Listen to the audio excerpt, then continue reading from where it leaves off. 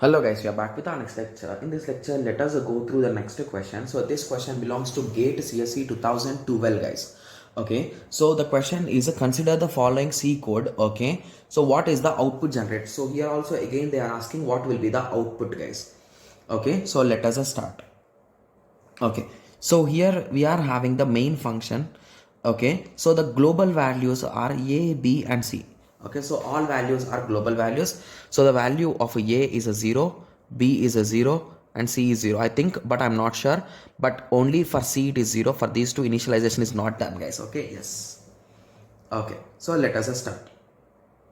Okay, so void print f print fun. Okay, so that's a function. Okay, so main, so inside main we are having the value of A that is equals to 1.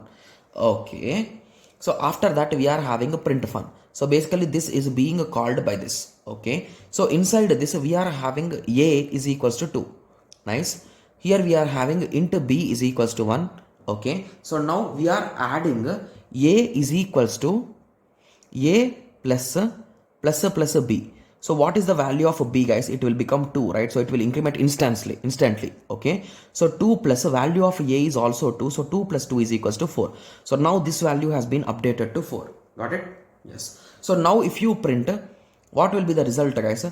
The value of okay, so just give me a second. So this value will be 2, right? Yes. So what will be the result guys? So the value of A will be 4 and the value of B will be 2. So the initial two values will be 42, right? So there are two options, hence option A and D are absolutely wrong. Got it? Yes. So now we are done with this particular step. Okay, so now the next step.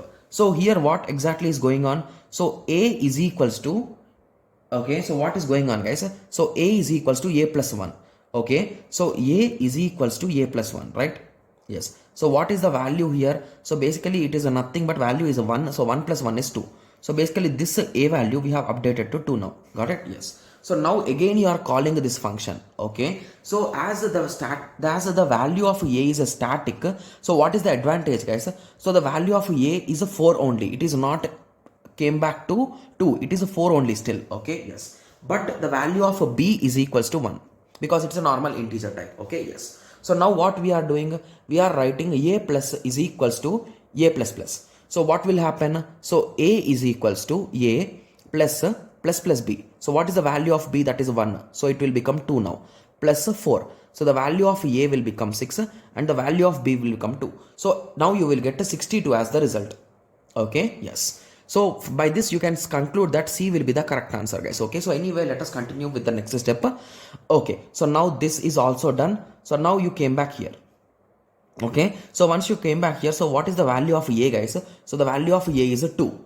Okay, so what is the value of B? So the value of B is a 0. So 2 comma 0. So that is nothing but C. So C will be the correct answer, right? So this is really a simple question guys if you ask me. Okay, yes. So the only thing which you should know is the use of a static. So the only advantage of using a static is, so if you call a particular function multiple times, so it will always update the values rather than resetting the values. Got it? Yes. So I hope everyone got a clear idea about this question. So in the next lecture, let us continue with the next question. Thank you. Thanks for watching. Like, share and subscribe for more awesome videos like this. Thank you.